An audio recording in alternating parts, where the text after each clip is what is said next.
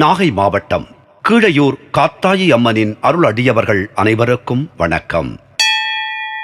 இன்றும் என்றும் உங்களுக்கு மகிழ்வான செய்திகள் தொடர நெஞ்சம் நிறைந்த வாழ்த்துகள்.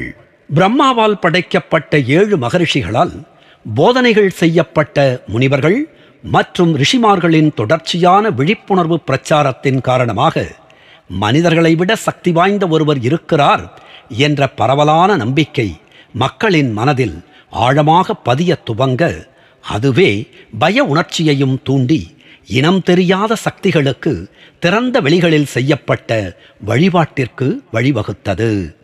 ஆரம்ப காலகட்டங்களில் பிரபஞ்சம் முழுவதும் இருந்த நிலப்பரப்புகள் மணல் திட்டுகளாகவும், மிக குறைந்த அளவிலேயே வாழ்ந்திருந்த மனிதர்களும் விலங்குகளும் புதர்கள் நிறைந்த காடுகளாகவும் இருந்ததால் ரிக்வேத காலத்தில் கற்கள், பாறைகள் மற்றும் மரங்கள் திறந்த வெளிகளில் வழிபடப்பட்டு வந்திருந்தன. அந்த குறிப்பிட்ட கற்கள், பாறைகள் அல்லது மரங்களுக்கு அருகில் செல்ல மக்கள் அஞ்சினர். அவற்றில் அசாதாரணமான இனம் தெரியாத ஆவிகள் வசிக்கின்றன என்று பயந்து கொண்டு தூரத்திலிருந்து நின்றவாறே அவற்றை வணங்கி தம்மை காப்பாற்றுமாறு பிரார்த்தனை செய்தனர். தெய்வங்கள் உள்ளார்கள் என்பதை பய உணர்வினால் மக்கள் ஏற்றுக்கொள்ள வேண்டும் என்பதற்காக பிரம்மா ஏற்படுத்தியிருந்த நுட்பமான நாடகத்தினால் இவை அனைத்தும் நடந்தேறின. இந்த தருணத்தில்தான் எங்கெங்கு சென்று தங்க வேண்டும் என நிர்ணயிக்கப்பட்டிருந்த நிலப்பரப்புக்குள் கண்ணுக்கு தெரியாத வடிவத்தில் இருந்த அந்தந்த தெய்வங்களும் சென்று தங்கலாயினர். அங்கும் இங்கும் சிறிதளவே தெரியும் வகையில் வாழ்ந்து கொண்டிருந்த ரிஷி முனிவர்கள் மக்களின் பய உணர்வை ஒருவித வழிபாட்டு முறையாக மாற்றும் முயற்சியில் ஈடுபட்டார்கள்.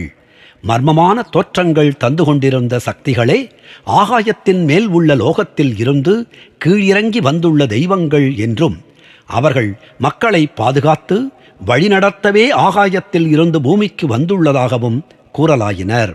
மெல்ல மெல்ல முதல் நிலை தெய்வங்கள் 2ஆம் நிலை தெய்வங்களை பலவிதமான விசித்திர தோற்றங்கள் கொண்டவர்களாகவும், இடி மின்னல் பயங்கரமான ஒலிகள் போன்றவற்றிலிருந்து வெளிவந்தவர்களாகவும் மக்களிடையே தோற்றுவித்து சிறு குழுக்களாக பூமிக்கு அனுப்பினார்கள்.